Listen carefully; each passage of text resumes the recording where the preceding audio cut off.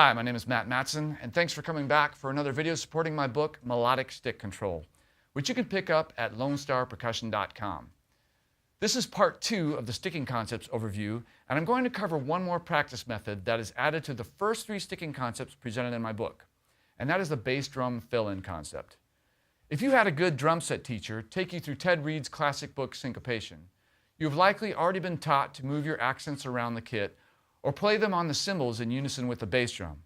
If not, I will first show you how this can be done with the exercises in Melodic Stick Control, and then demonstrate how this application differs from the bass drum fill-in concept.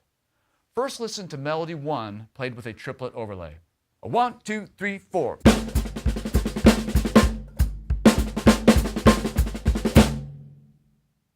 Now listen to it with all the accents moved to the toms. 1, 2, 3, 4.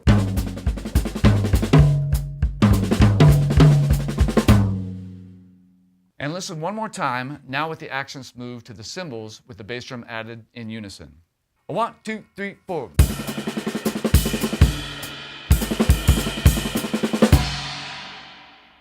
The previous examples are great ways to orchestrate any melody without having to change your stickings. But if you want to develop your ability to use the bass drum as an independent melodic voice for soloing or with linear grooves, you will need to practice replacing the accents of your melodic ideas with the bass drum. The bass drum fill-in concept will have you replacing the accents in the 2nd and 4th measure of each exercise. Listen to Melody 1 again, now using the bass drum fill-in concept. 1, 2, 3, 4.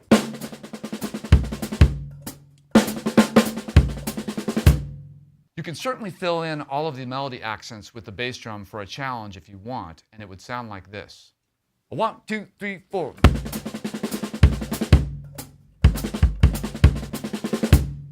But I chose to use the bass drum fill-ins only in the 2nd and 4th measure of each exercise because it makes for a more musically applicable call and response structure.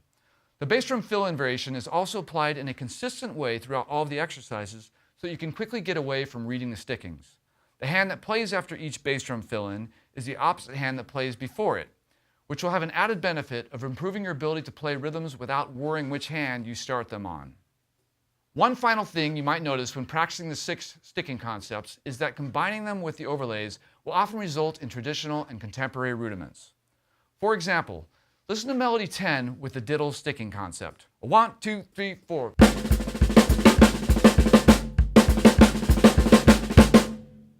While playing that exercise, I was only thinking about the melody while applying the diddle sticking concept. But the rudimental result was a 9-stroke roll, 3 5-stroke rolls, and 3 single drags.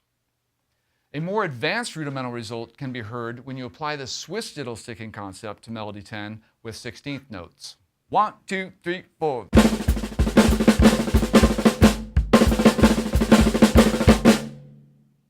Still only thinking about the melody, applying the Swiss diddle sticking concept resulted in various lengths of cheesed rolls, some isolated flam taps, and some single flammed mills. Working on any of the 6 sticking concepts will have you working on your rudiments in a melodic context. If you aspire to teach drums, you should certainly know all of your rudiments, but in terms of becoming a musician, it is less tedious and more fun to start with a melody and embellish it with concepts that result in rudiments versus practicing all of the rudiments out of context and then trying to jam them together in an attempt to play melodic ideas.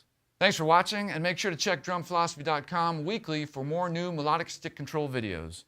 I hope you'll come back for the next series of videos where I'll break down each of the 6 sticking concepts presented in Melodic Stick Control.